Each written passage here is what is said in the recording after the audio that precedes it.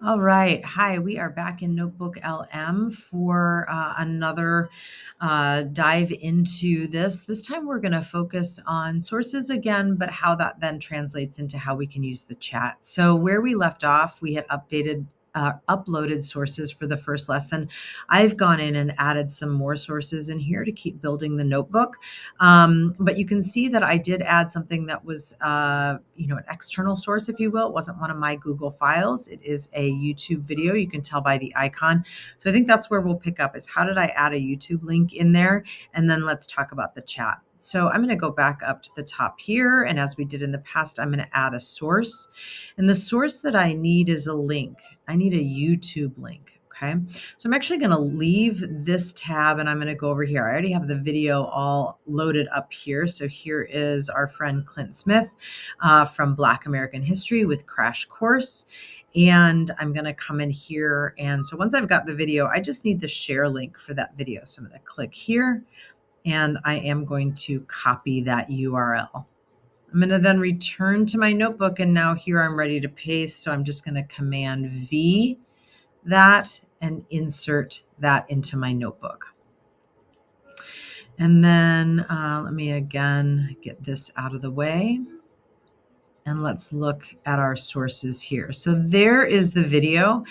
Now that should be enough to have Plessy versus Ferguson and segregation as the title, but just to stay consistent, I can rename this source and I can add my naming convention to the beginning of that if I wanted to. And I could get rid of some of this other stuff if I wanted, do whatever I wanted to do. But there's my source.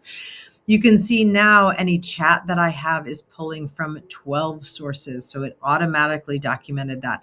Now it did not refresh that. I think that if I refresh my screen, it does work on refreshing that blurb, but the chat is definitely refreshed even if it did not refresh my executive summary there.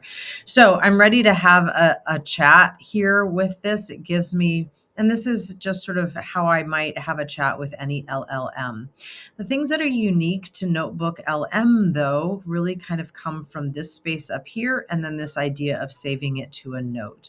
So these two options for my chat, the first one is allowing me to delete my chat history if I ever wanted to just kind of get rid of some of the old chat. I can move that old chat over to a note so I don't have to delete it entirely. I'll talk about that in a second, but I can reset this screen. The other thing that I can do is go in here and configure my settings for this notebook. So I can make the response length from the LM default longer. I tend to like shorter.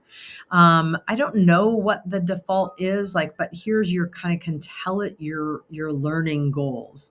So it might be my custom is act as a tutor for high school students using this notebook as a learning tool.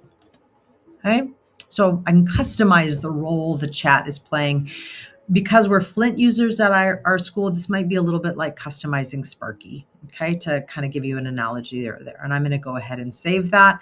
And then now that that's saved, I can maybe ask it. I'll use one of the prompted questions. And I just want to show you what the output in the chat looks like. And then the last thing I want to talk about is what do I want to do if I want to clear this chat or I want to save this chat to a note. So here we go. So this is the question was, how do legal rulings and economic systems, how did they perpetuate racial inequality during the Gilded Age?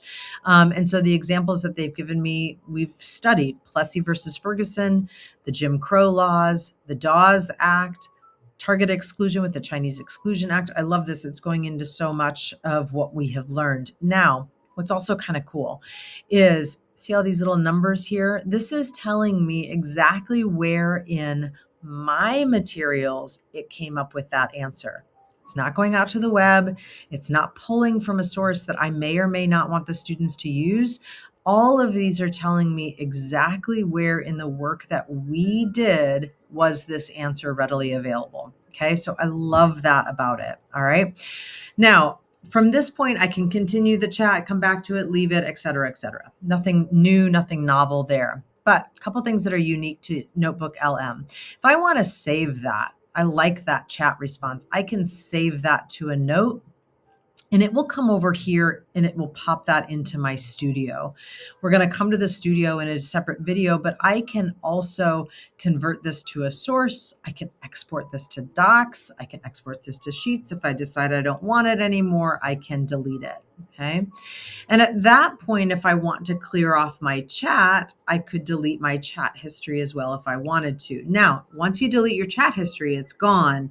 So that option to save it to a note is super valuable. If you've had a really long chat, the other thing that you can do is to come in here and say, hey, summarize the chat we've been having into one succinct post, and then save that to a note. So if it's got multiple questions answered, you could save that to a note. Okay.